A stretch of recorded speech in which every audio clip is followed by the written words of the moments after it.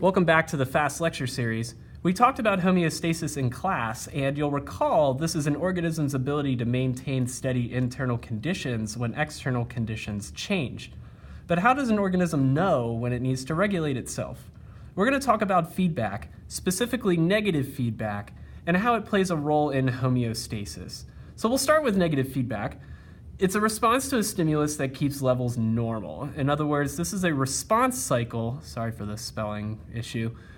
It's a response cycle that maintains homeostasis, or the normal levels of activity inside the body.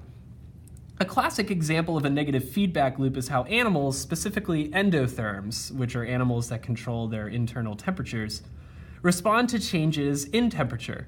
So let's take a look at how this works. If we start here, let's say that it's a really hot day outside and the temperature is rising. So we'll say that there is a high temperature.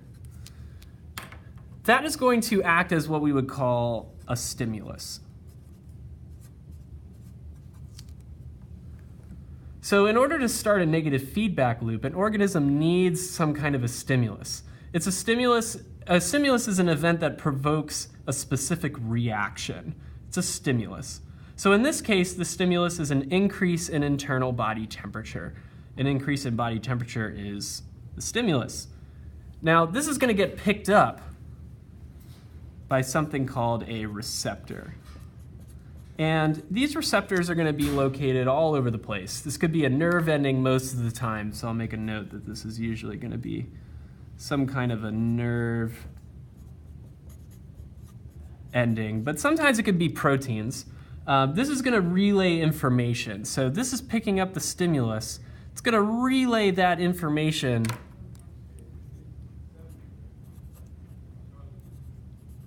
to your brain. So it's going to end up in your brain, and now your brain's going to have to make some kind of a decision.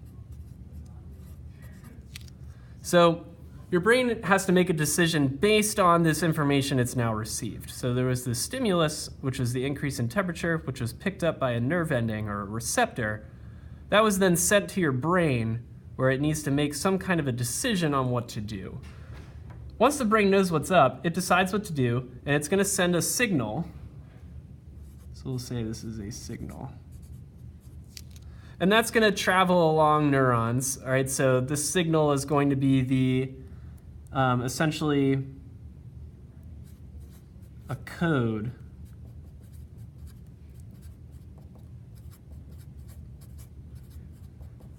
for a response. That signal is going to code for some kind of a response in the body. It's going to be sent along neurons. So that signal is now going to travel around neurons until it gets to the place where there needs to be some kind of a response. Okay, so we've finally gotten here to this area of response. Now, if you've got a high temperature and your body temperature is increasing, the natural response here would be that you start sweating. And this is going to be taking place in the sweat glands and blood vessels that are embedded in your epidermis or skin. So that's going to be the final location for where this response is going to take place. So this will take place in sweat glands. And there you have it. That's a negative feedback loop. So it's called a loop because this process is going to keep going until homeostasis has been reached. The response leads to a decrease in body temperature by sweating, but it's going to keep decreasing until temperature levels are back to normal. So it's going to keep going and going. The only way that it would stop is if suddenly the stimulus is cut off. So suddenly, if your internal body temperature is correct, this stimulus is no longer to be there and the loop will stop. So that's a negative feedback loop. A positive feedback loop, which would be the opposite of this, it's going to be a response to a stimulus to promote something to continue. So it promotes a continued activity. So positive feedback can often upset homeostasis, but usually it's for a good reason, like mothers making more milk when a baby is nursing. But you don't see this as often as negative feedback loops, which is why we're focusing on that a little more heavy. And that is